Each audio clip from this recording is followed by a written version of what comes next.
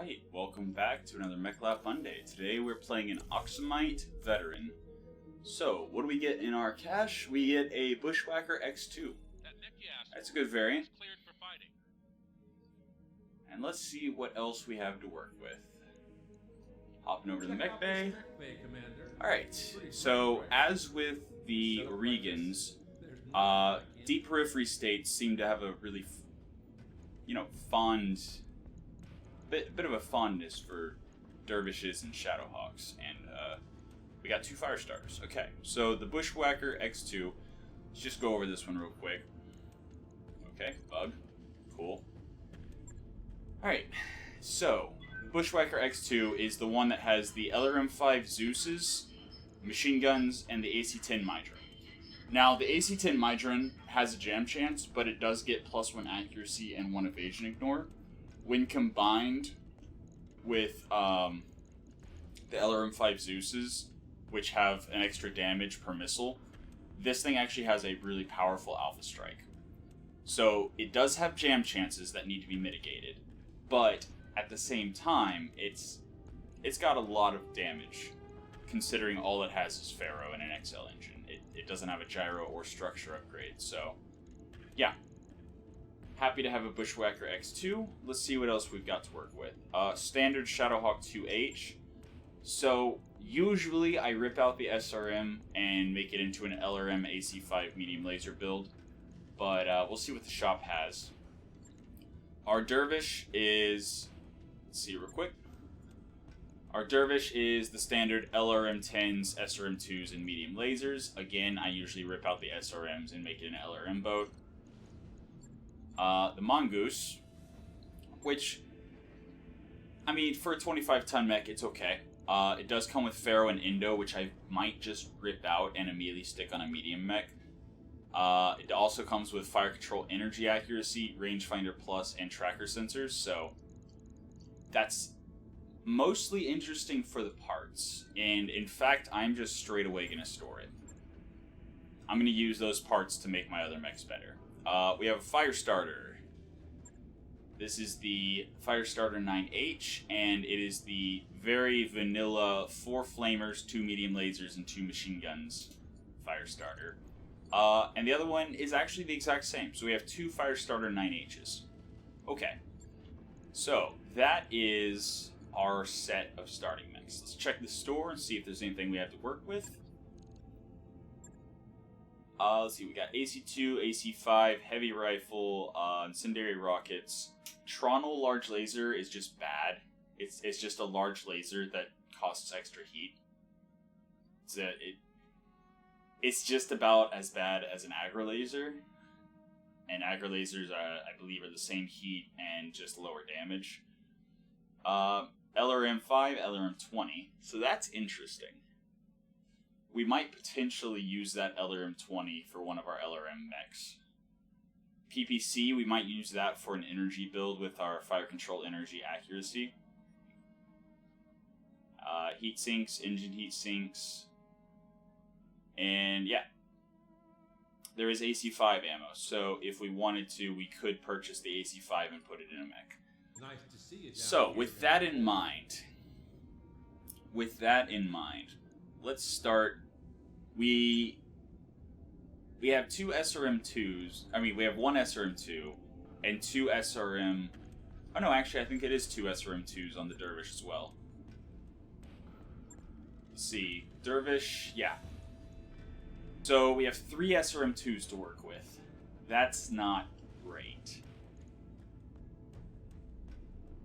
Obviously, we're going to put the fire control energy accuracy on one of the fire starters because they have so many energy at hard points, they'll be able to make good use of it. But the single heat sink cooling is a problem. The Bushwhacker.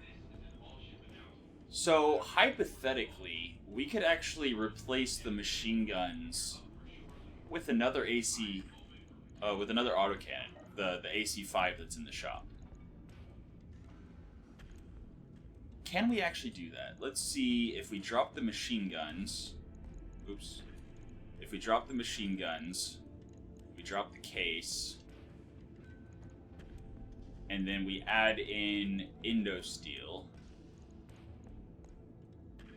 we have 5.75 tons. We could also take out the pulse lasers. That leaves us with just under 10 tons before we armor up any. I think that's enough to use an AC5, actually.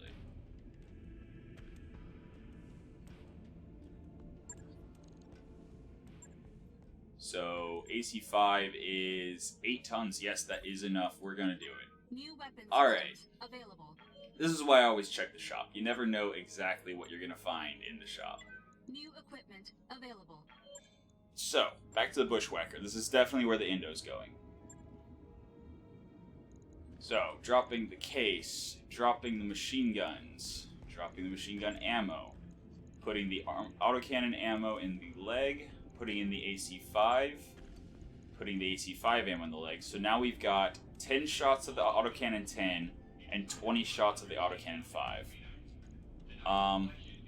The LRM Zeus's only have mag pulse ammo at present. We definitely want to fix that. So the reason I'm fine taking the pulse lasers out, even though the pulse lasers do good damage and are fairly weight efficient, so by switching to nothing but ballistic and missile weapons, we can drop the double Heatsink Kit, and we still have great heat efficiency. Like, great heat efficiency.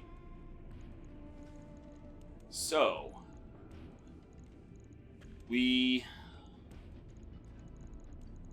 have our heat sorted. The autocannon 5 is only 45 damage compared to the medium pulse lasers that are each 30, but it's also at longer range. So we don't have to run into the situation where the LRM 5 Zeus's are within their minimum range while the medium pulse lasers are in their optimal range, because literally we would have to fire the medium pulse lasers at max range in order to not be in the minimum range of the LRM 5 Zeus. So instead, we've shifted this more to a longer range mech. So at 600 meters, we are firing everything. And once we get to 300 meters, everything is optimal. So we never want to get closer than 300 meters, really. So we've made this a longer range mech. I do want to add another bin of LRM ammo, which we don't have. So I'm not going to quite build this yet. Alright. So does the store have LRM ammo? That is the question I need to ask. Do we have LRM ammo? No, we do not. Okay, so we're going to need to find some LRM ammo. Because I'm not happy having mag pulse with, like, it's 3 LRM 5 Zeus's with just mag pulse ammo. I am not fond of that. So we've got 2 bins of ammo for LRM 10s. That's 12 shots per LRM 10. So that's necessary. Shadowhawk. The Shadowhawk has 1 bin of LRM ammo, but all it has is an LRM 5. I think we're actually going to drop the LRM, and we're going to use that hard point, I think, actually for another SRM. This is interesting. Yes, this gives us some options to think about. Job's done, Commander. So that's another AC5. So a single bin of AC5 ammo is enough to feed 2 AC5s for 10 rounds. That's interesting. The AC10 is 12 tons, whereas the AC5 is 8 tons. So we could actually save 4 tons by switching the AC10 Mydrin out for an AC5 in addition to adding another AC5. Again, the goal being, while it's reducing damage, it's also increasing range, so that our build is more congruent. So I think I'm actually going to do that. We are going to turn the Shadowhawk into a short-range brawler. Alright. There's that. That work order you submitted? Bushwacker. Now, here's an interesting thought. We might not even need the Endosteel now, since we're dropping the AC-10.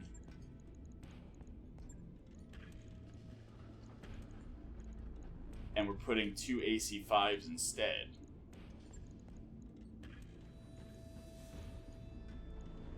So that is 20 shots, so 10 rounds of both AC-5s firing at up to 720 meters. The LRM Zeus's are firing 15 missiles per turn. So that's 8 rounds of mag pulse and 8 rounds of standard LRM. So this thing has 10 rounds of autocannon 5 fire and 16 rounds of LRM.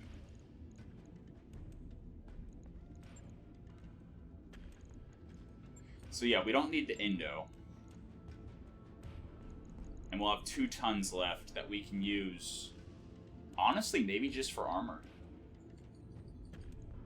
Let's see what that looks like.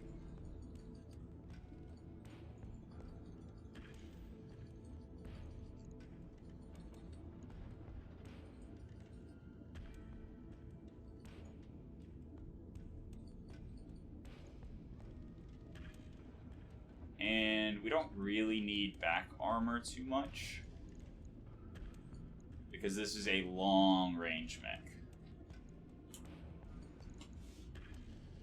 That's a build. Now, again, we did trade damage out for range. We traded the 75 damage of the AC-10 for 45 damage of the AC-5. So we lost 30 damage there. And we traded the 60 damage of medium pulse lasers for 45 damage of another autocannon 5. As well as trading the negligible damage but high crit rate of the machine guns in exchange for nothing. So we did trade out damage. We have less damage now. But we can fire and stay at long range. Like, optimal range 360. Optimal range 420. We never need to get any closer than 360, 300, somewhere around there. Which I believe is like 6 hexes. So we want to stay in the back with this mech. So it's got 90 damage from the autocannons and 90 damage from the LRM-5. So it still has 180 damage alpha strike, assuming it's firing the LRM ammo. It also has some crowd control with the mag pulse if we want to use it, but this is a mech. Obviously, at some point, it would be nice to upgrade with Endo and armor up the back a little bit or add some more weapon systems or whatever, but this actually completely works. And we don't need the double Heatsink Kit, because our heat efficiency is overcooling by 12. So I'm calling that done. Right. I'll get it in this. Alright, so the Shadowhawk. The Dervish we need the SRMs out of. So dropping the SRMs from the Dervish. Alright. On it. I'll let you know when that's done. And the Shadowhawk now. So the Shadowhawk is going to have 2 SRM2s, which 1 bin of ammo is plenty. That's 50 shots. No, wait, I'm sorry. That's 25 shots. Still plenty. Then we have the AC-10 Mydron, which needs ammo, of course. And drop the SRM ammo to the leg as well. Drop the the jump jets. And we have half a ton over what we want. However, our heat efficiency is actually overcooling a lot. There we go. So, again, we traded an LRM-5 for an SRM-2. So, LRM-5 is 25 damage, SRM-2 is 20 damage. So, what we've gotten is 5 less damage, less range, but we were able to upgrade the AC5 into an AC10, which went from 45 damage to 75 damage. So we've increased the damage, but reduced the range of the Shadowhawk. However, with the 5/7 movement, it should be fine. And now we have a ton and a half to armor up with.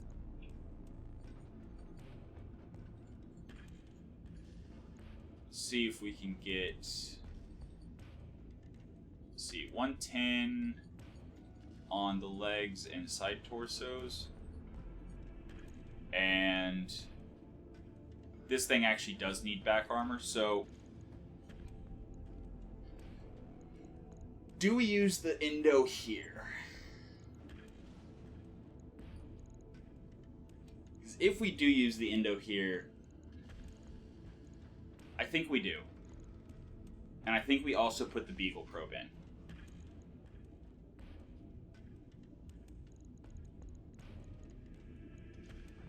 Or do we just use Pharaoh?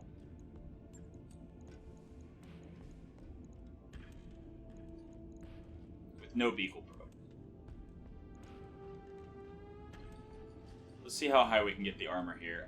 Keep in mind we're running standard engine right now. So as long as center torso doesn't go, we're good.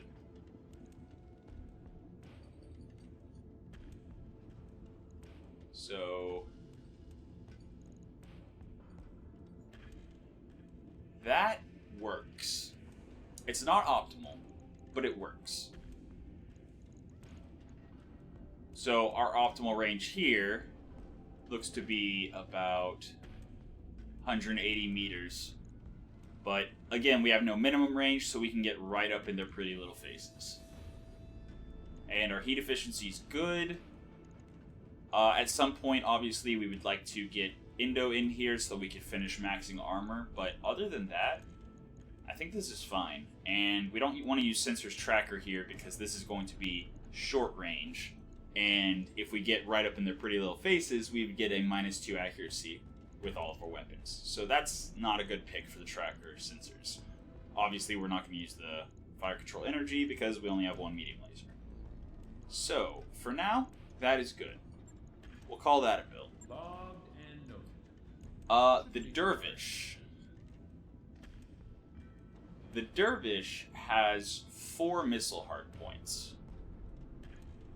We have an LRM-5.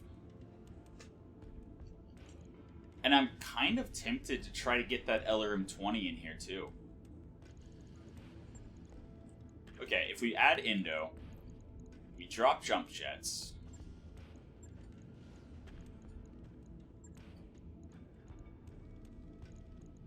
We might be able to do it, actually. So that's 7.25 tons. Although the problem we would run into if we also added the LRM-20 is we'd be firing 45 missiles per round, and we only have 240 missiles, and there's no more ammo in the shop. So, let's go ahead, go to the shop, and buy, load, come on, thank you, buy the LRM-20, which is 10 tons, but it's an LRM-20. And let's also buy the LRM-5 in case that plan doesn't work out. Alright. So for now, that's fine. Actually, maybe we wait to work on the Dervish until we arrive at the next planet. For now, just throw in a pair of LRM-5s. So now, instead of having 12 Alpha Strikes of ammo, we would have 8, but we would be firing 50% more missiles. Our heat efficiency would also be worse. But we could drop jump jets for heat sinks. Do we have heat sinks from the... Yes, we do.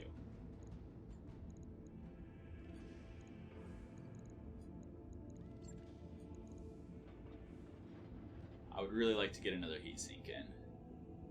Or actually, 2 more heat sinks would be perfect. We would actually be heat neutral with 2 more heat sinks. Yeah, we'd be heat neutral.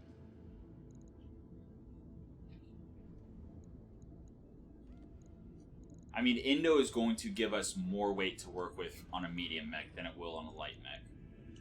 So let's use the Indo here. We're now heat neutral. We have 1.25 tons left.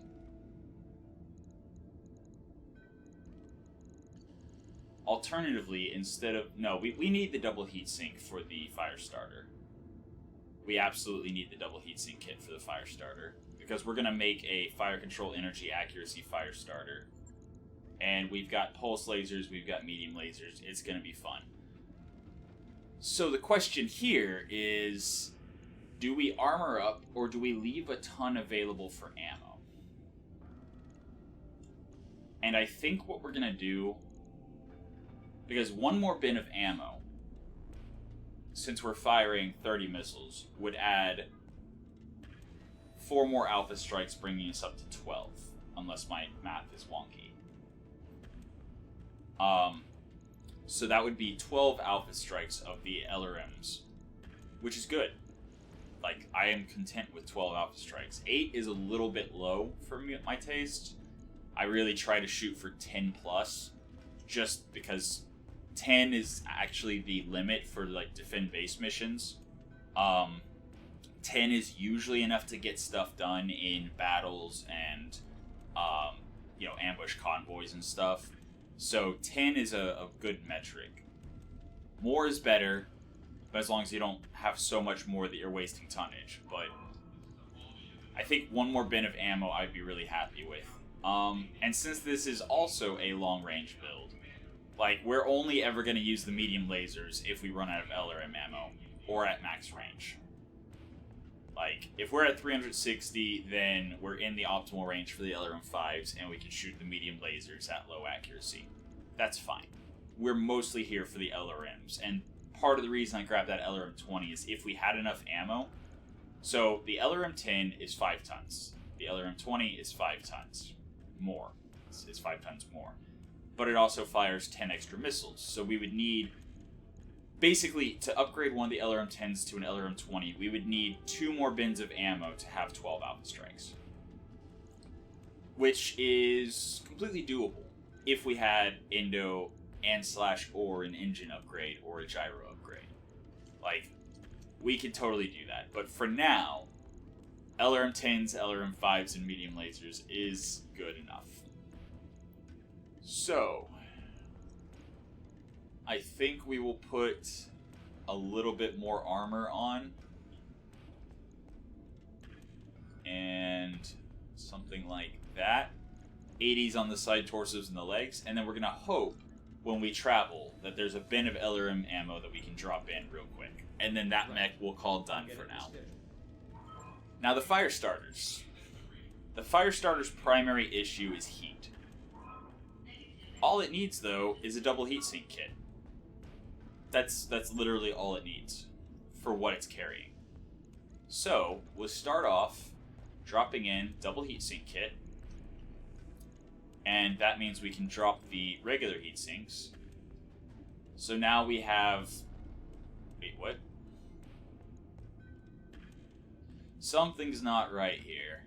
The double heatsink... Oh, the engine core is minus 2 heatsink tons. Oof. Okay. So in order to make this work, we actually need a 250 or higher engine core. Is there one in the shop? Because I want to make this work. I really want to make this work. This is going to be an amazing fire starter if we can get this working. So we need a 250 plus. We have a 260 right here. So 3570, and then double that to 140. 175, 210, 245. So this might actually give us 1 extra sprint compared to a 250 core. New equipment Let's do available. it. We just gotta make it work. So this fire starter shall be the one that receives the double heatsink kit, drops the heat sinks and the jump jets, and goes from 6-9 movement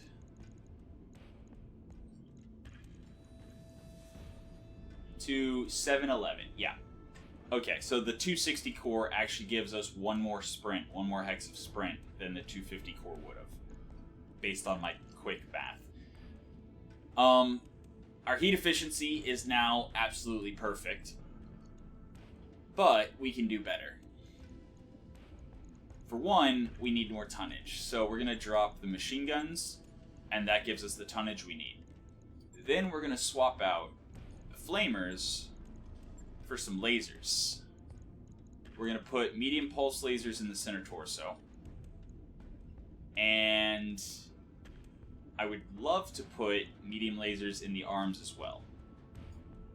That would require an extra 1.5 tons. So we would need Ferro or Indo in order to make this work. But you see, the heat efficiency is perfect. Absolutely perfect. We are completely heat neutral, and we're bringing 2 medium pulse lasers and 4 medium lasers, which is a massive increase to damage compared to what we had. Because flamers do 10 damage and 10 heat. So, this is the goal. But for now, since we don't have the Indo or Ferro to work with, I think we're going to drop 1 medium pulse laser. We definitely want the fire control energy accuracy. And the rangefinder, I think I'm actually going to put on the... probably the Bushwacker. In any case, so we have an extra half ton until we get Ferro, Indo, engine upgrade, whatever. Once we find more tonnage, we add that other medium pulse laser, and this thing is good to go. But for now, we just armor up for now. I think so. We don't really care about the arms going, because even though it'll drop our firepower for that mission, medium lasers are really easy to come by and really cheap to replace. So if we lose an arm, okay, it'll cost us some money, but nothing major lost. We definitely don't want to lose the mech, especially since the center torso has a double heatsink kit now, and the medium pulse laser. So I think we're going to bump that up to 90. And I would like the legs to be 60 just so we don't get legged. But I guess I'll be fine with 55. And you know what? For now, I'll drop the center torso down to 80. And I guess I'll keep the legs at 50 actually. And this thing's actually relatively short range, so 5 more points of back armor is not unwarranted. So again, this thing, until we improve it more, it's fine if it loses both side torsos and arms. It'll only have a medium pulse laser for the rest of that mission, but it'll be easy to rebuild. So I'm happy with that. For now, that is what we're doing. And we're going to jump over to engineering real quick, because I usually forget this, but before we travel, we're going to increase our tech points by building the power system and then Mech Bay 2, which should allow us to get the stuff done much faster. So, navigation, find a good one skull, half skull planet, something like that. And here we are in the Axumite Providence.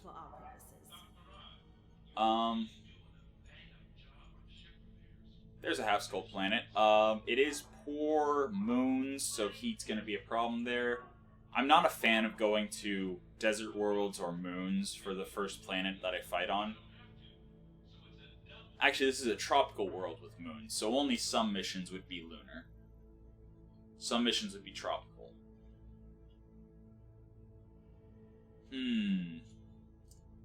Is there another half skull planet? Yeah, a lot of these planets are poor because it's a deep periphery state. So odds are we're not going to find anything that's like a mega city or anything. Again, that's Desert World. That's 4.5 skulls. Lunar World. Yeah, Lunar World is the one that I thought the moons was. But no, Lunar World is, it's all going to be Martian or lunar environments. Very, very bad for heat management.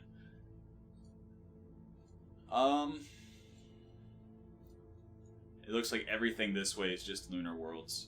Lunar Worlds as far as the eye can see. Okay, so let's go to this tropical world then.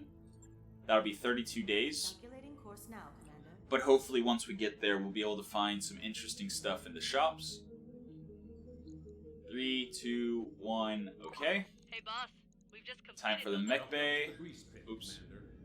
Time for the mech bay upgrade. I've got some things to update you. Boom. on, boss. Purchase. Commander. Okay. I'll get the crew moving. Ah, I also completely forgot to check the hiring hall on the first planet. Whoops. So, we continue on. I also need to check and potentially fire some personnel before we get to the financial report. Let's get Mech Bay 2 up and then do it once it auto pauses. And... okay. And... Mech Bay is Those upgrades done. you asked for are online. Yeah, no Commander. Solaris. Okay, flashpoints, neat. Okay. Come on. So now we need to keep in mind that our Mech Bay 2 is working at 50%. So in these 11 days, the Dervish will get about 6 days finished, and that's fine because then we can switch the Dervish and the Firestarter, and they should be finished about the same time. So we could go for another engineering upgrade, but we don't need to. What we do need to do is go to the barracks. Look at the Mechwarriors we have. Klutz, immediately gone. I don't care. Klutz is... The propensity there is for the computer to do charge attacks, which result in knockdowns, and the fact that Klutz will have your Mechwarrior punch out just from getting knocked down once is a terrible, terrible thing. Standing by. Maybe if charges weren't so prevalent or weren't almost guaranteed knockdowns, okay, maybe I would use Klutz, but no. What can No. I do for ya? Close is Reckless. She's definitely going to be one of my primary mech warriors. We have Wealthy. Always keep around Wealthy because they're just going to be cheaper than any other mech warrior with the same perks. Reporting. Paradise is mech warrior, military technician, sure. Orders. Ragnar, athletic, dependable, mech warrior, military. Yeah, he's good. What do you need? This is our randomly generated commander. I accidentally left it on the default background instead of the one that gives tech points, but whatever. So, Lucky, Jinxed, and Military. Veteran gives Lucky and Military, so we accidentally doubled up, and this commander only has 3 perks instead of 4. Whoops. Standing by. And then Virago, which is Disgraced. I'm actually really fond of Disgraced for the ECM Shield and Probe. Makes them more accurate, makes it harder to hit them. Just, honestly, one of my favorite perks that a mech warrior can possibly have. It's offensive and defensive at the same time. Unfortunately, there is an event that will remove it, and yeah, it's always disappointing when that happens. In any case, yeah, so let's just hurry up and get there. Actually, hold on. Engineering. Not so much because we care about the second bay being efficient, but because +1 tech points after 6 days. All right, I'll get the team on it right away. So, hopefully, we will arrive and not have to wait too long to drop on the first and only mission of this episode. Not to work, if I may say so. Actually, we can even go for another. Is there another quick one? 10 days, too long. 15 days, too long. 20 days, too long. Only morale. Okay. So, 10 days is the quickest, sure. Sure thing. It'll take a bit, but we'll get it done. Alright, financial report time. Got a new financial report. Neat, okay. Accept. And let us finish our travels.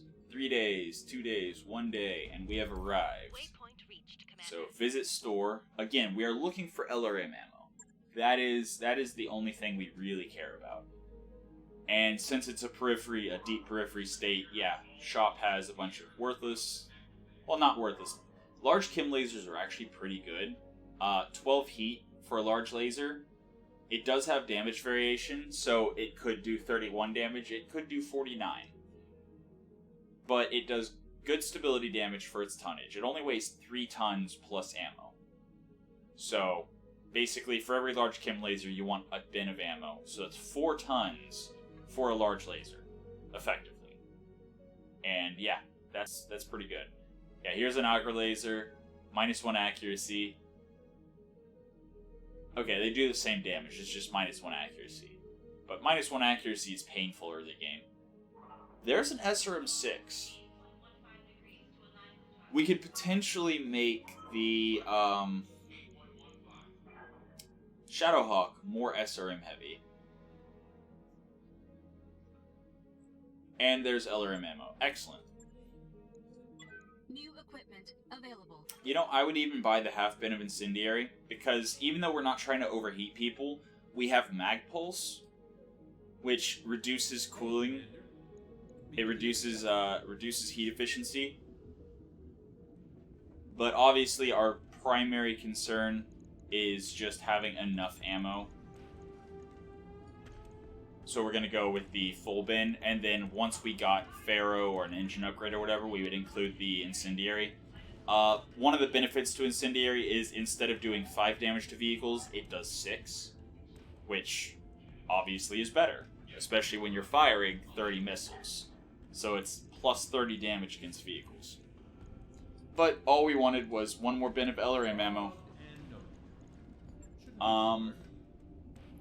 Yeah, we also forgot to switch the Dervish and Firestarter, whatever. Regardless, this Bushwhacker is, I want to say fine. I want to say it's fine.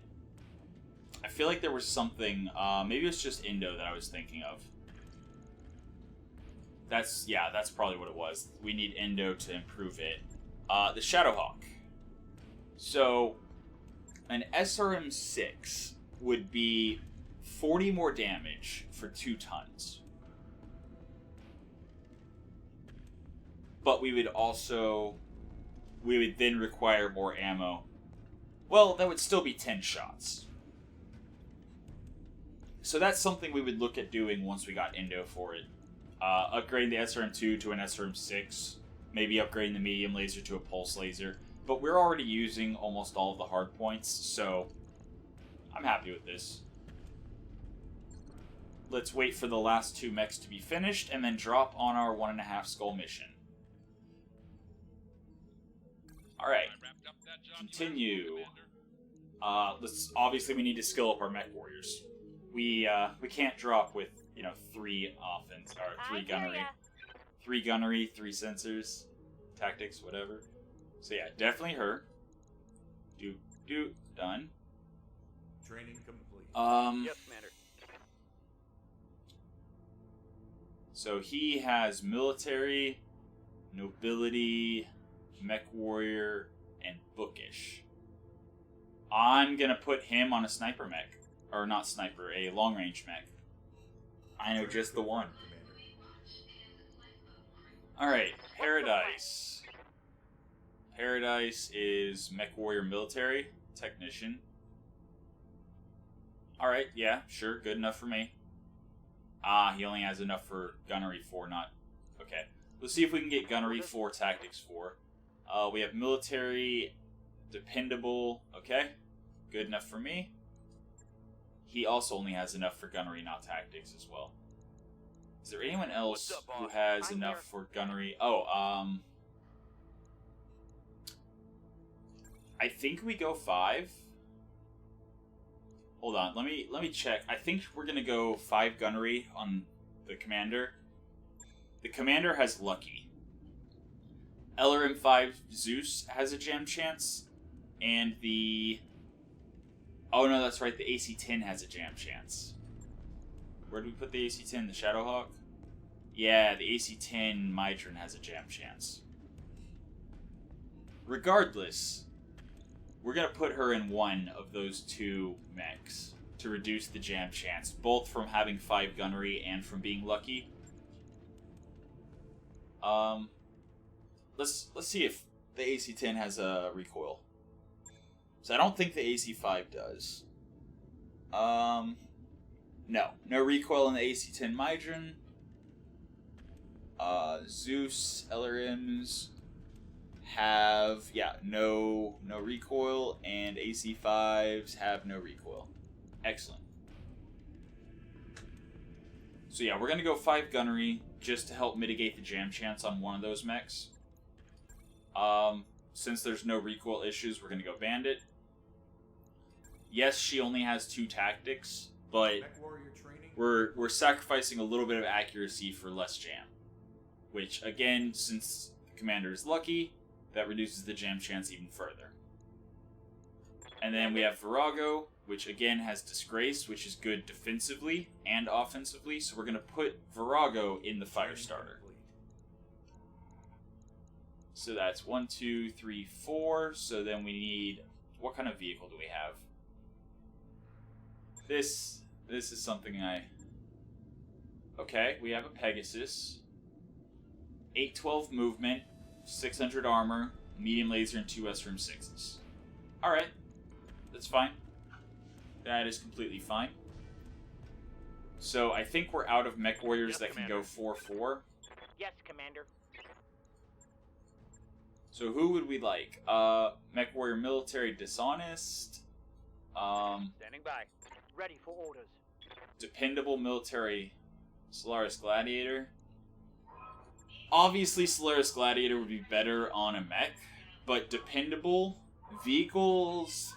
Whenever vehicles start taking damage, it's actually pretty frequent that people punch out, especially early game. So I think we're going to go with Dragon 66 for the vehicle. So, hop into the command center, see which mission we want to drop on, assign everyone to their mechs and vehicles, and see how we do. 1.5 skull. There's a battle against the Axumite military. So, battles, it's really hard to, like, there's a chance you're just fighting a single lance, which makes it easier, but there's also the chance that there's a support lance or that there's reinforcements, in which case you're fighting against multiple lances and you have to destroy them to win. You don't have any other option. You destroy them or you lose. Whereas Ambush Convoy, you can take out the vehicles and run. But you're guaranteed to have a lance of vehicles and a lance of mechs. It does say lightly defended by a single lance of mechs, which means it's probably going to be lower tech, and also the salvage is 523, which tells me it's going to be weaker escorts than otherwise. We're definitely not doing the assassinate, even though you can do the assassinate, kill the target, and get out. But there's usually at least 2 lances with the target, and the target is always piloting something from a higher tier of difficulty. So that is a challenge, which we're not going to do. So I think we're actually going to do the ambush convoy with the light escort. And see what kind of fun stuff we get. Normally I would go for a little bit more money since we're against a periphery, a deep periphery state. Especially with the online shop being what it is. So, first things first, we have the Bushwacker, which is our AC-5s and LRM-5 Zeus. This thing has a jam chance on the LRMs and is going to stay pretty far back. Well, first things first, Klist is reckless. So we want to put her on whatever has the highest alpha strike. That way the highest alpha strike ignores 1 evasion. So this is a 180 damage alpha strike. The Dervish has 30 LRMs, so that's 150 damage, and a medium laser, which is 25, so that's 175. The Shadowhawk has the 25 from the medium laser, 40 from the SRM2s, and 75 from the AC-10. So that is 140, I think, which means the Bushwacker is the winner. With 180 damage, Klist is going to pilot the Bushwacker. Now, Slam, like I said, is going to go into the Shadowhawk because the AC-10 has a jam chance. The Dervish is going to be piloted by Optio for the sight and sensors, because the extra sight and sensors is good for such a long-range mech, focusing primarily on the LRMs. Then we have the Firestarter with the medium lasers and medium pulse laser and the proper cooling. We forgot about the tracker sensors and the +1 gunnery. Yeah. Okay, so we're going to put the +1 gunnery on one of the two that jams. Do we put it on the LRM5s? Okay, so if the LRM5s jam, then that's... If all three of them jam, that's 90 damage off the table. If all three of them jam. If just one jams, that's 30 damage off the table. Alternatively, if the AC-10 jams, that's 75 damage off the table. So we are actually going to put it on the Shadowhawk.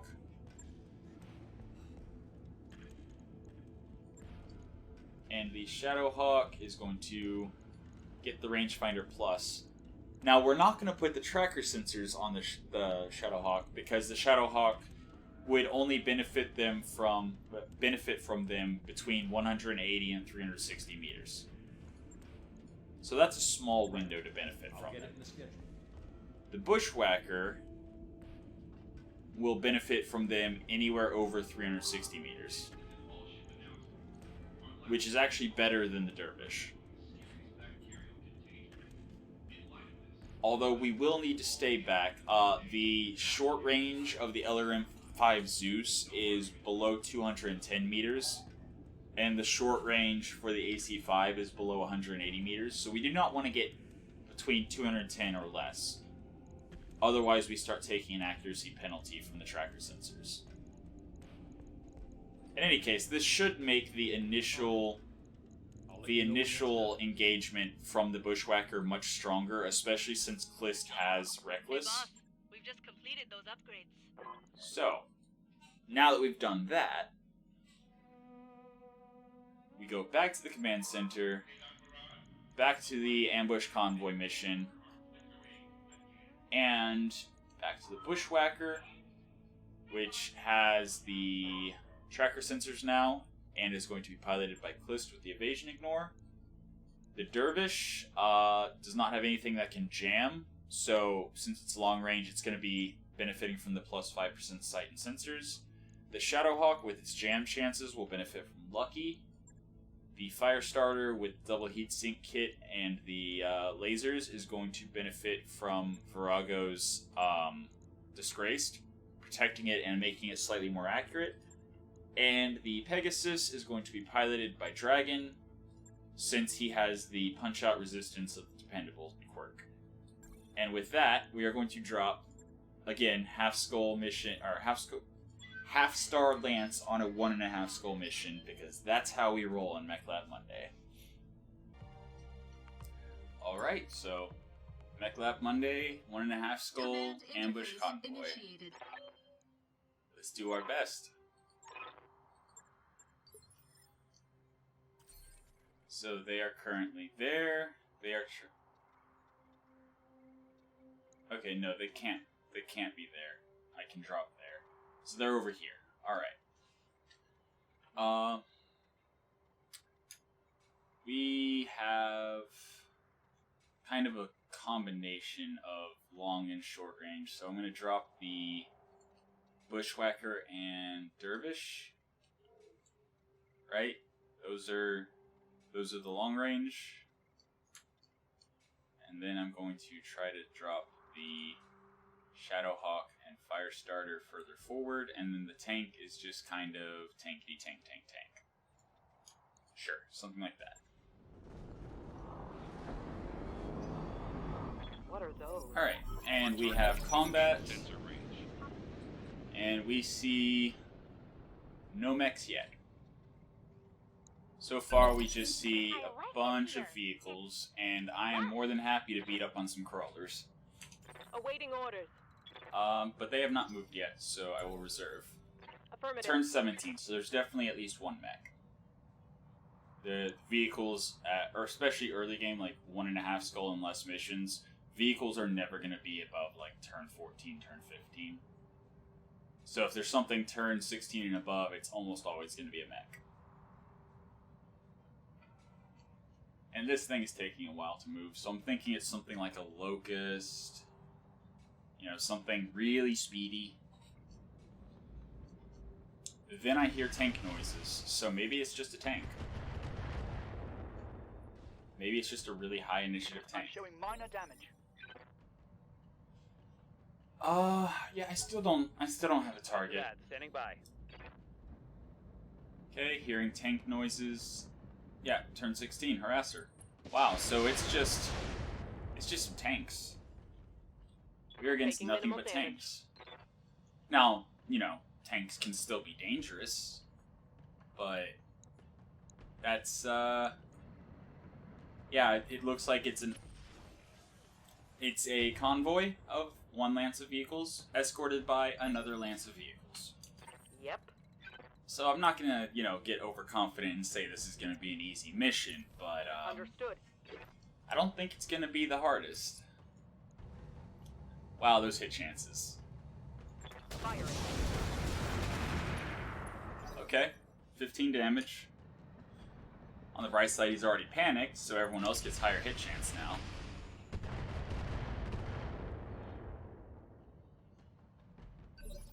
I'm receiving you. Alright, so here we have LRMs.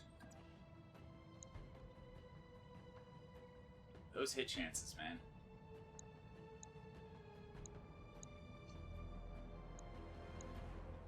Yeah, these hit chances. Oof. Oof. Alright, well, we get direct line of sight there, but we're within the minimum range. Get direct line of sight there. Shooting past the Firestarter. Not too fond of that idea. What if we just sprint over like this? Our hit chance is garbage. Regardless of who we shoot at, our hit chance is garbage. So we might as well shoot at the Azula, I guess. Not a single hit. Kind of expected that. What the what? Ready for orders. Alright. Now we have our Pegasus. And we have no idea where the hit on the, whatever it was. We have no idea where it is. Like, where it took damage already. So, I think we're gonna just, try to draw fire with the vehicle. 6 evasion. Yeah, I think 8.5 is about as good as we're gonna get. And let's see if we can do any damage at all. Oh, 19% actually. Still no damage, but okay. Failed to connect. That's fine. Everything's fine. Okay. Still shooting at my mechs. At least they're missing a lot as well.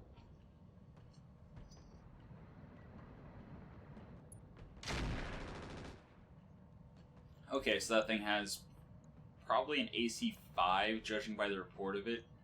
And then some machine gun. And they have 2 more vehicles left. And energy boat of some kind, and a ballistic missile boat. Yeah, not gonna lie, some of these vehicles are actually quite a bit scarier than mechs would be. Waiting for But orders. the energy boat is doing nothing. Okay, we want to stay back. Right about there. Got it. So yeah, Bushwacker is definitely a long-range mech. This should be good. Did we hit ourselves in the back? Oh, I also forgot to switch from mag pulse to regular LRM ammo. Whoops.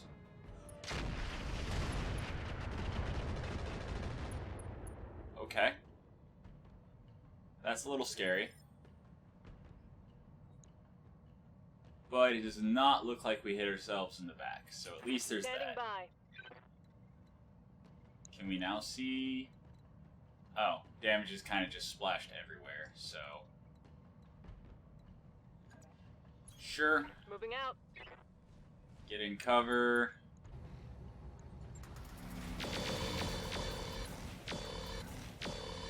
Almost a kill. Almost. Yeah, these hit chances are awful.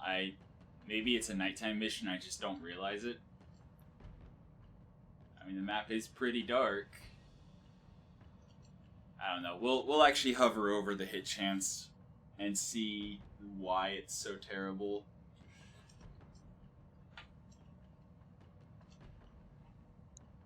Soon as the turn 19 vehicles. So yeah, that entire thing I said about vehicles not being above turn 16 usually, disregard. I have no idea what I'm talking about, apparently. I don't see it. Whatever is turn 19, I don't see it. But I hear tank noises. Okay, there it is. It's a stealth tank. Excellent. That's just what I needed in my life. A stealth tank with swarm missiles. I'm here. Okay. So... Yeah?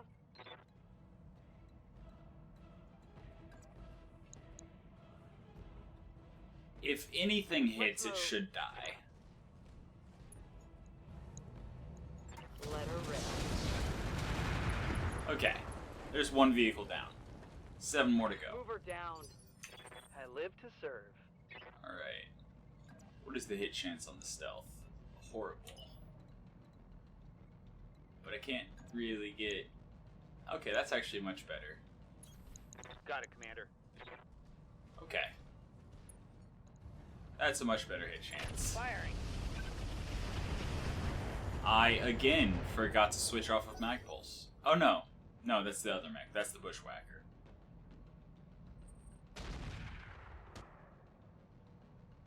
What was that? Which vehicle fired that?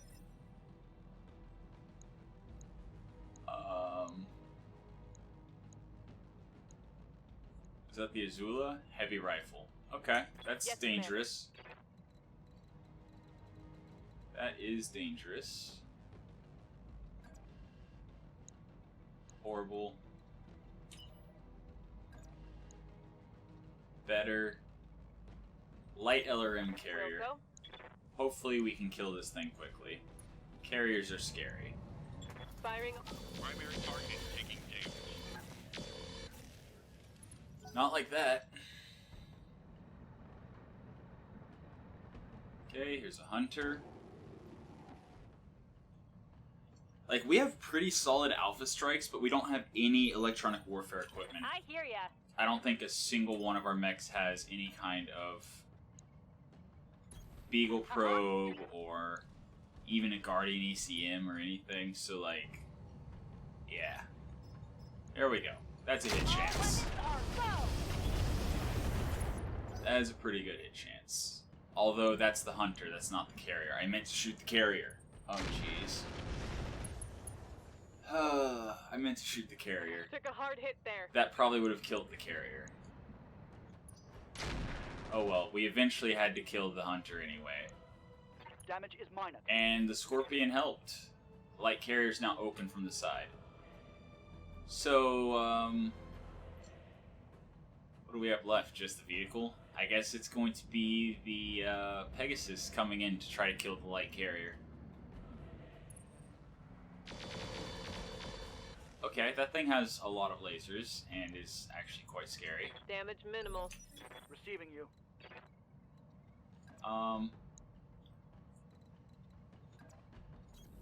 Roger. Moving for 4. Hopefully that's enough. And this time actually shooting the correct vehicle. Confirmed. There we go. Carrier down. Concentrate your fire and bring it down. There we go. 1 vehicle down. Or actually, no, that's 2 vehicles down. 6 more to go.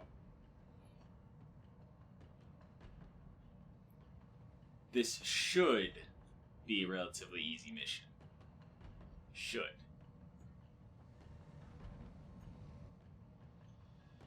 Okay, turn 17. Which one of them? The Cobbled?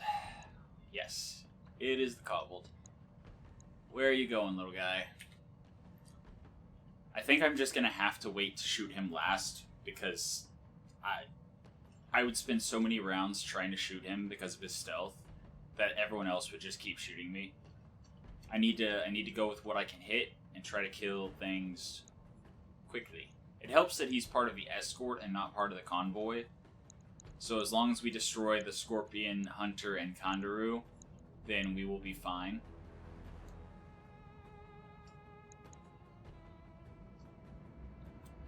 I gotta say, I'm really missing my armor-piercing Gauss rifle from my playthrough right about now. Alright, and you are going to fall back a little bit. The Hunter is...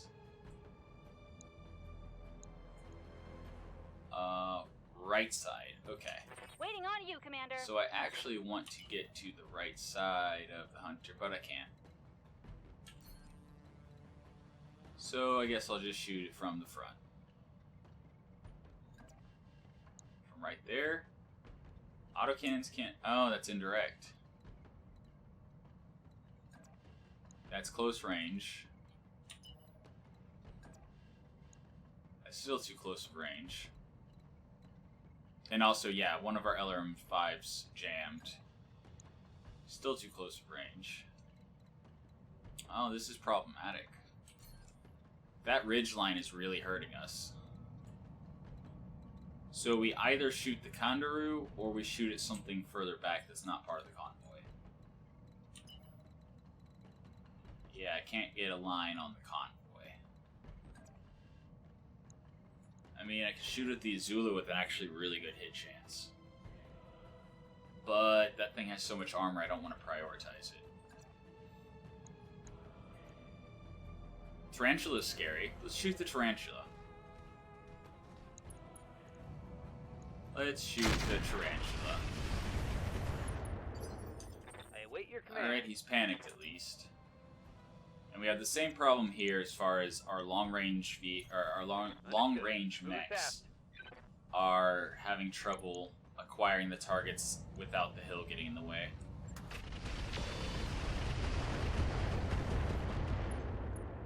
Alright, not there yet. But he's almost there. 41 damage to the side, or whatever that was, 50 to the front, 60 to the front. And the chaff cloud is not helping. Send me your... Aye, aye. No, not the Scorpion. I want to try to finish off Tarantula. Cannot get cover and... Oh, yes, I can.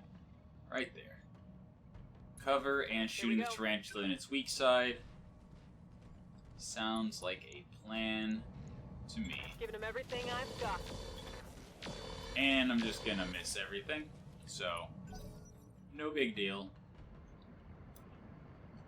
Now I can start shooting the vehicles in the back, or the convoy in the back. Hopefully we can destroy them quickly enough. What do you need?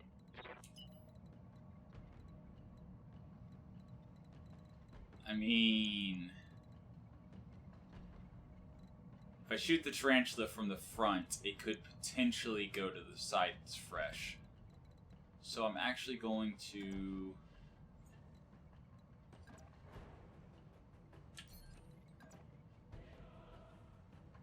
something like that Heading out. with the Shadowhawk. And try to shoot the kangaroo in the back. Alright, a little bit of damage on him.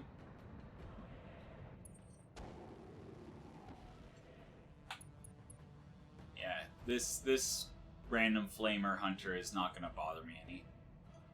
I do need to kill him before he gets to the evac point, but he's largely ineffective. Looks like he has an LRM and a flamer, and he's too close to use his LRM, so whatever. Looks like the kangaroo might have been firing rockets. Okay. Scorpion is still fresh, but luckily scorpions don't have much in the way of armor. And unfortunately the tarantula is going to get another turn before our vehicle can hopefully finish it off.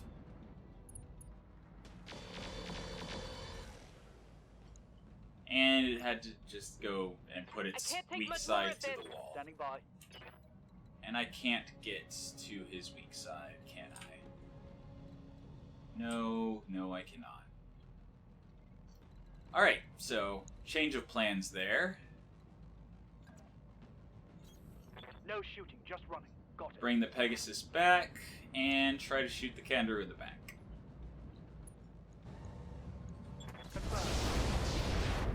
Alright, that helps.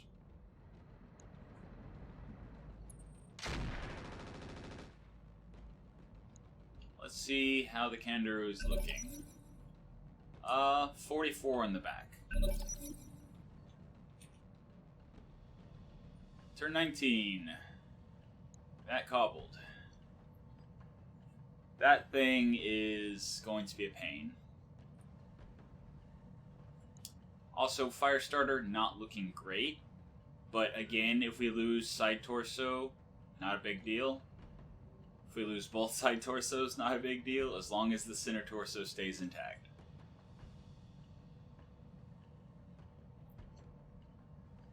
Yeah, if the center torso pops, we've got problems, but until then, all the important stuff is protected. And the center torso is pretty much fresh, so... Come on, figure out what you want to do already. Figure out what you want to do already.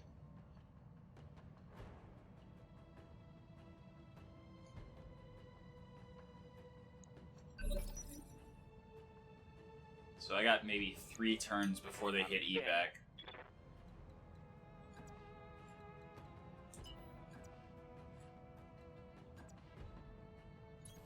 Alright, On my way. still shooting in the back.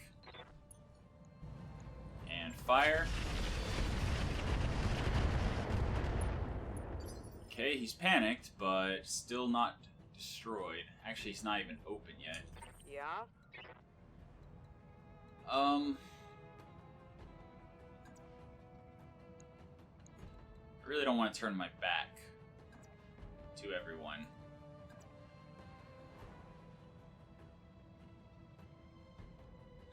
Yeah, something like... Then again, that's a lot of damage. And the kangaroo doesn't need that much more.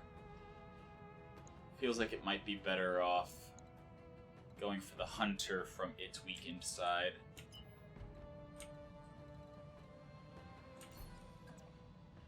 Like so. Got it. Aye, aye. Alright, structure exposed. Love to see it. Awaiting orders. Yeah, get the fire starter out of there. Copy that.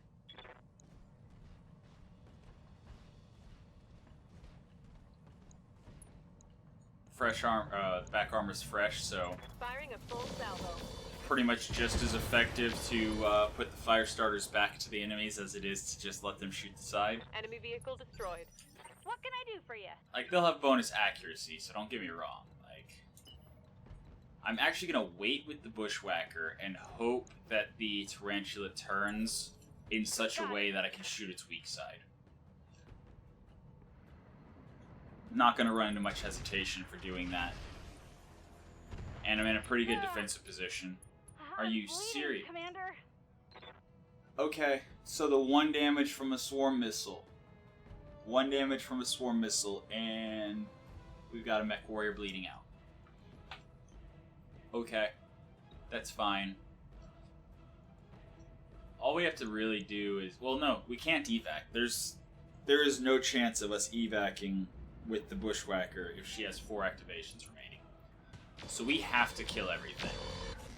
That's our only choice. And it looks like it once again positioned itself with its side against the wall. Ready for orders. But can I get around it? I can. So this would be hitting it, right, from the weak side? Yes, it would. And any stray shots might go into the Cobbled's back, so that's good.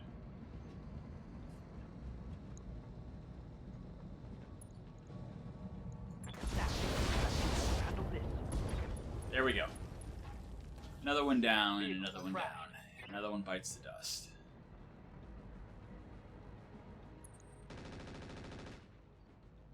Alright. Barely hit. Showing minor The damage. Hunter needs a tickle from the side. Scorpion's still pretty much fresh. Good to go.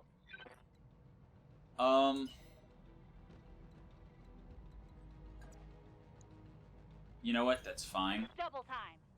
It gets her to safety so that she's unlikely to get another head hit. And Firing on her. it should be a kill. It absolutely is a kill. Move her down. Alright.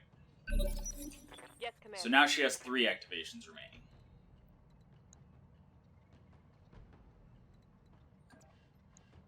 So we've got 55s on the Cobble. That's about the best chance we're going to get.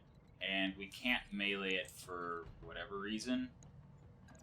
Okay, we can melee it. At a 38%. Yeah, that's not happening. So the question here is, do I focus the Scorpion, which actually has the same amount of armor in the side as it does in the back? So yes, I am going to focus the Scorpion, possibly get a kill on it, and then worry about the other escorts. Confirmed. Or, you know, miss horribly. That works too. Yeah, early game. That's the early game. So now these vehicles should be focusing our vehicle, or just running away. I'm being flanked. Okay, that's fine. I don't care. Systems holding. Orders? Alright. There we go. Onward. Fall back a little bit with the Dervish, and try to take out the Cry Scorpion. havoc. What do you need? Panicked, but not quite dead. Let's fix that. Acknowledged. Oh yeah. Leopard inbound, Commander. Bit of overkill, but yeah, I didn't want to risk losing the mission. And yeah, it's too far away. We have, I think, 3 activations remaining. I think that the Bushwacker would fall before it got into the evac point. Commander? And we don't want to lose Glist, so we're going to make really good use of her remaining activation, and then... So, the way that Tis But a Scratch works, as far as the bleeding out goes, is you have a pool of blood bank based on your guts. And Affirmative. if you, for example, get to 1 activation remaining, that means your blood bank has 1 point left. If you take another injury that costs any blood bank, your pilot dies. So, even though you can technically push it to 1 activation remaining and then just first aid for the rest of the battle, if they take any more injuries, that could kill them. So it's good to try to use them as little as possible. Wow, those hit chances. Yeah, the Azula has a lot of armor. Okay, I guess... Yeah, I guess the Azula it is.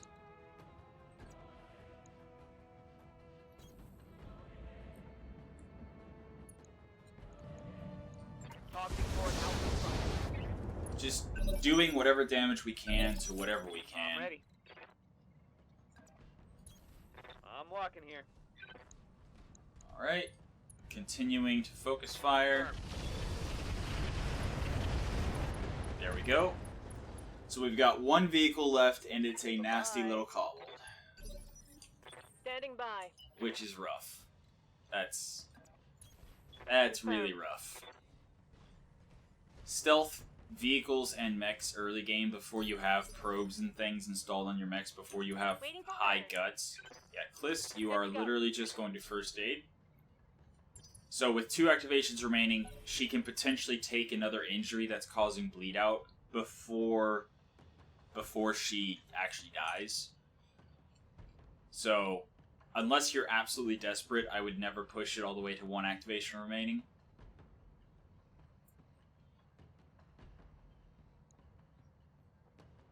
And I can't confirm the use of first aid preventing you from dying if you reach 0 activations remaining, punch out or die. I'm not willing to risk it. I mean, I guess this is Mech Lab Monday. I guess we could experiment and see. I guess I will. I'll push Clist until she reaches punch out or die. And then try to first aid and see if she punches out or dies.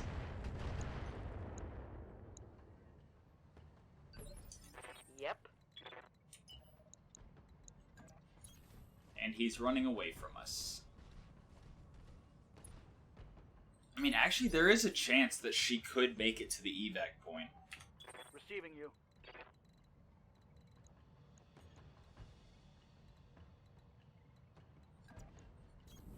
Heading out.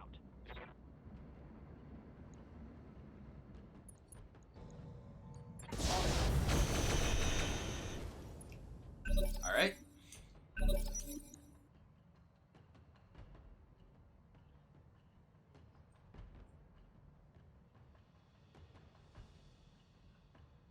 So 1 activation, 1 activation. I think she would be at 0 punch out or die by the time she got to the evac point.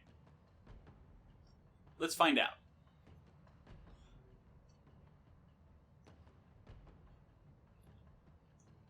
Alright, Cobbled, what you gonna do? Please don't shoot Clist in the head again. Oh, these little guys take so long. On the bright side, if he takes too long... Okay. I was gonna say, if he takes too long, the game will just default to him not moving.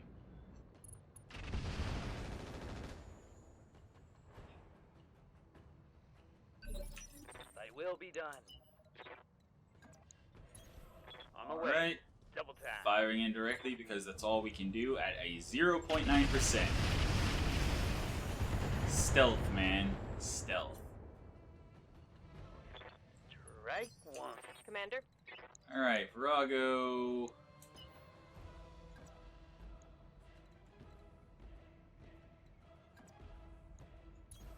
On the move. Wow, that hit chance. Yeah, Firing all weapons. I don't see this taking less than forever. What do you need? This is gonna All take right, a minute. Full speed. But we're gonna try to get Clist to the evac zone, at which point she should be at punch out or die. Okay, 2 activations remaining. Alright. She is panicked. She might actually punch out before we get to see.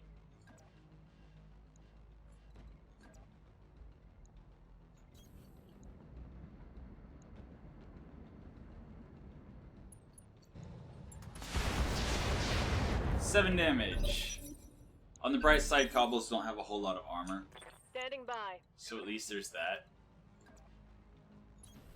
On the move. And twist the fire starter to strong, or the fresh side.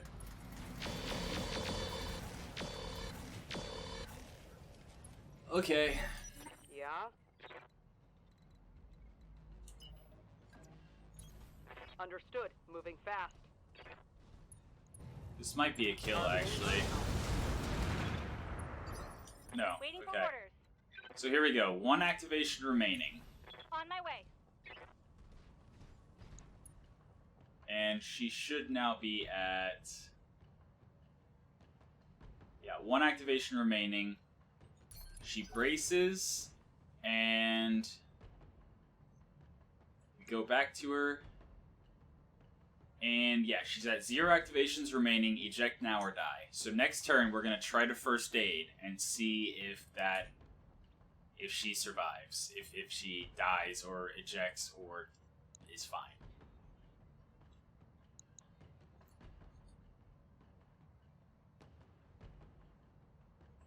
Watch the kobold's gonna come over the hill and shoot her in the head again, and we're not gonna know.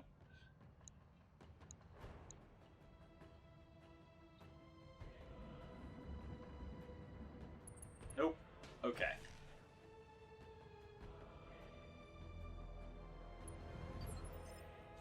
Standing by. Alright, so we're gonna just move forward and brace. Moving to position. I don't want to risk getting lucky and killing the kobold before we find out what's going on with List. Receiving you.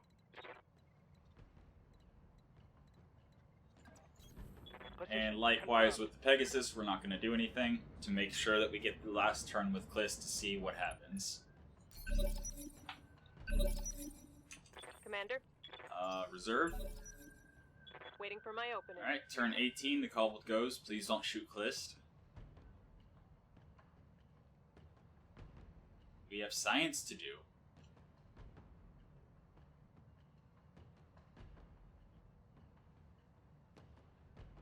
Come on.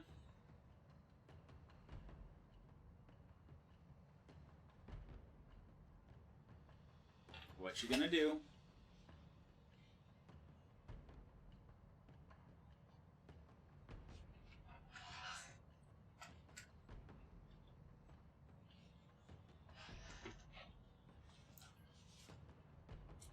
But yeah, the hidden blood bank stat is the reason why sometimes you'll see it start at like 7 activations remaining, consciousness level 1 out of 8 or whatever.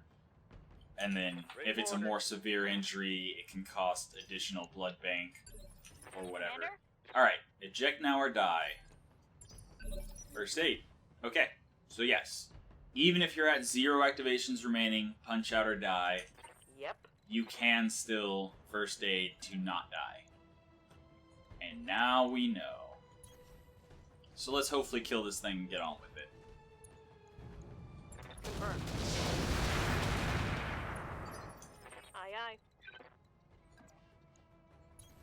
Moving to position. Come on. You can do it. Yeah, we're shredding off like all of its armor.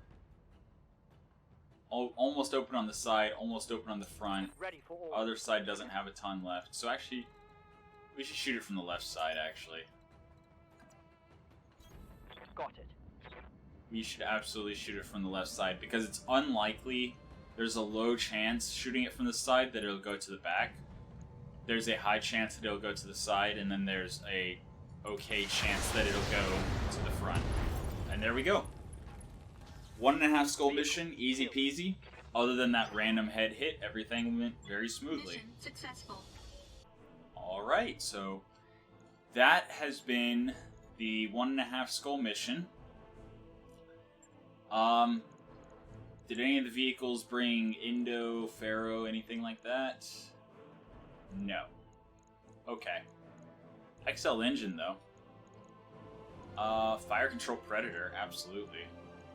What? I guess that came from the kobold.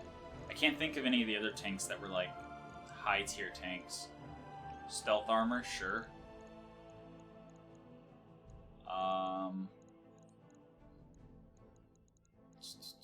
Double bin of LRM ammo is actually really interesting.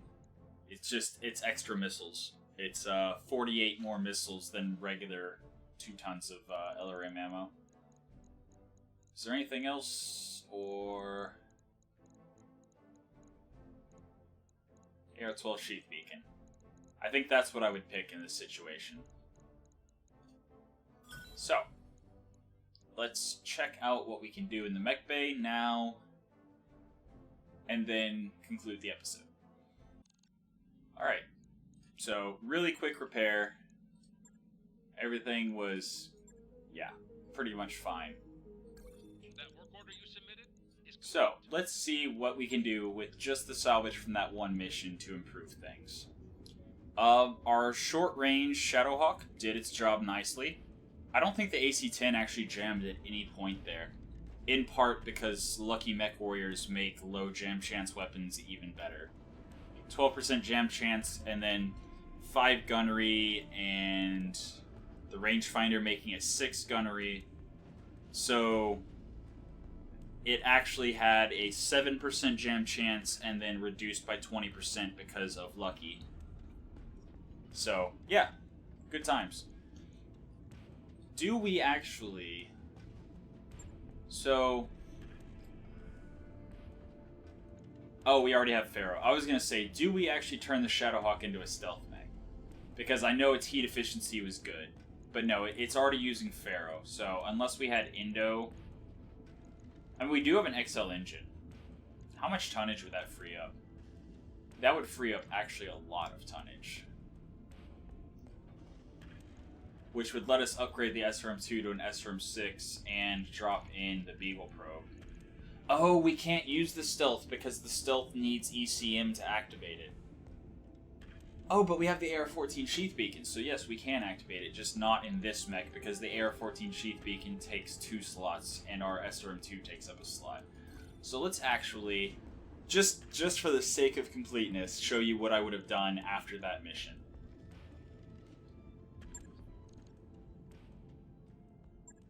So, SRM-6, at some point, we're going to put that in the Shadowhawk. Weapon systems available. But actually, we don't really want the XL engine on a short-range mech. I think the XL engine would go better on the LRM mech. Especially since we now have another double bin of LRM ammo.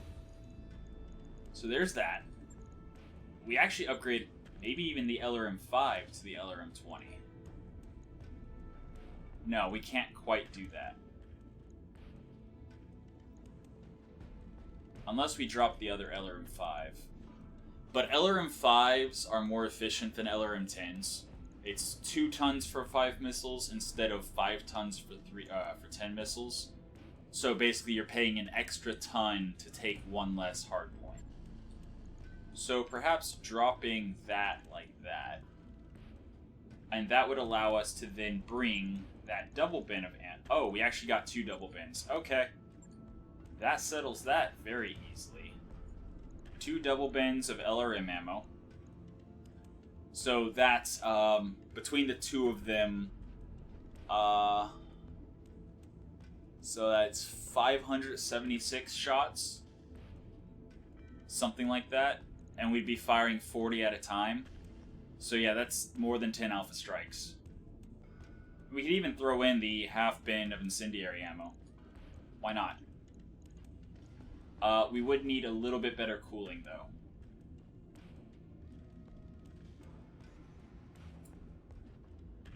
Which we could get by dropping the laser. Which would allow us to stay even further back.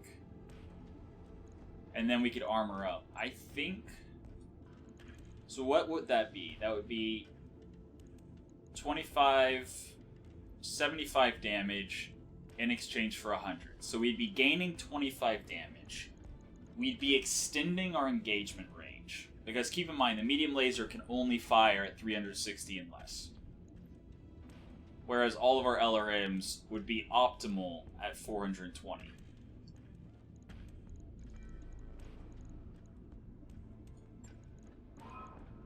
And then we could actually even put the Beagle probe in. which would make us more accurate, especially against stealth targets. But I would honestly rather armor up. Hold on a second. Humor me for a second. Ah, that's right. Stealth armor requires slots in the legs. Okay, never mind. We're not putting the stealth on this thing. Yeah, we would armor up. Maybe 70 on that arm. Yeah. 70 on that arm. Let's go 100 on the legs and side torsos. And once again, super long range mech, so we don't need much for back armor. Although I do like having a little bit more than 20.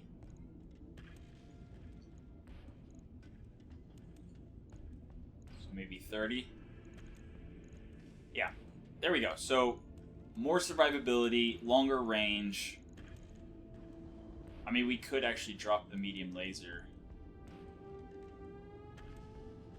If we drop the medium laser, we can drop some heat sinking. And we can put the Beagle probe on. So, stealthy targets, splash is better. Because pinpoint, you're usually firing at like 30% against stealth targets. And the LRMs, basically the more times you roll, the more likely you are to do some damage. Versus rolling once and either doing all the damage or none of the damage. So here, we've dropped 50 damage. We've replaced the LRM-10 with an LRM-20, which has increased 50 damage. So we're dealing the same damage, we're just doing it from a longer range. And we have more survivability, and we have more accuracy, and actually I think I would also put on the Fire Control Predator. So this thing is now our long range, we're going to do all the damage to stealthy and, you know, whatever. Or do I put the Predator instead into the Bushwacker?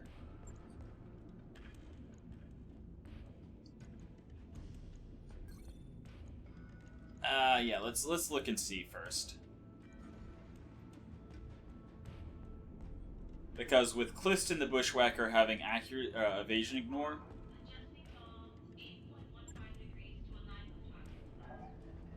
and putting the Predator fire control on top of the evasion ignore.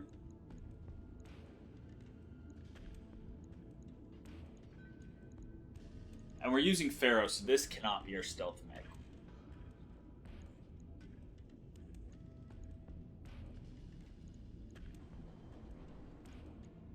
Yeah, I think that's all I would do. I think I would just put the Fire Control Predator in here. Validate, sure. Logged and no. And our fire starter, Be too hard. I think the fire starter will be... Well, then again, the stealth doesn't really work on the fire starter because the fire starter runs hotter. Like, with the fire starter running that hot, we cannot... Then again, it's not running that hot because we don't have the other pulse laser in, but we want to install that pulse laser. As soon as we get Indo or Pharaoh, we would install that pulse laser. So, yeah, no, this is not going to be the stealth mech. So I think, actually, I think the Dervish is going to be the stealth mech. I think we are going to go all in. AR-12 Sheath Beacon. Drop that stealth armor. Drop the medium lasers and the LRM-5 in exchange for the LRM-20. Right? And then we're still overcooling.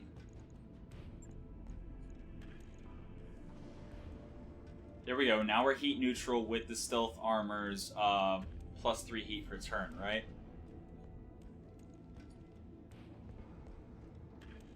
No, it was not including the stealth armor's plus 3 heat per turn and 5% increased weapon heat generated. So we would actually be generating an extra 2 heat or so, and then the extra 3 heat. So this would be 5 heat per turn. So we would actually need those heat sinks. But we would be heat neutral with the stealth armor at this point. So if we then, add the XL engine, and then we would need to add the ammo. So half bin of incendiary, and then I guess double bins in the side torsos. And we would be firing 30, 45 missiles. 45 missiles, so this would be, well, the half bin of incendiary would be literally like one shot. One shot, and then a third of a shot. So 1 1/3 shots. And this would be 2 2/3 shots. 288 divided by 45 is, oh wait, no, that's right. The 288 doubled is 576. And if we're firing 45, that's like 11, 12. So we don't need the other LRM bin. And that leaves us with 0.25 tons for armor. Not as much as we did previously, but the stealth is going to help more than a little bit of armor. Plus, we still have the ability to add a gyro upgrade, which would definitely help. If we had double heat sinks, we could drop those heat sinks, and that would help. Like, there's still tonnage we could get out of this mech. There's still absolutely tonnage we could get out of this mech. And we might as well throw the fire control indirect in. So if it starts losing armor, it can sink behind cover and get +2 accuracy, because the fire control it had wasn't doing anything anyway. So, armor up. Side torsos, now that there's ammo in them. And I think call that a build. So that's a lot stealthier and tankier now. Well, not tankier, but it's better at evading things. The Shadowhawk. The Shadowhawk, again, we have that SRM 6 that I'd love to stick in there, but we would need Endo or an engine upgrade or a gyro upgrade to do that. So at present, we wouldn't be able to really do anything with the Shadowhawk. But you can see, after a single mission, we were able to get a couple components and upgrade 2 of our mechs. And the fire starter, there's nothing we can really do to that either, can we? It's running default armor, default structure. Yeah. So, literally the first things that you should look for at the start of any playthrough is always going to be stuff that gives you more tonnage. XL engines, Indosteel, Ferro, double heatsink kits so you don't have to have as many single heatsinks, etc, etc, etc. But that has been your episode of Mech Lab Monday for the day. I hope you enjoyed it, and until next week, I hope you have a good one.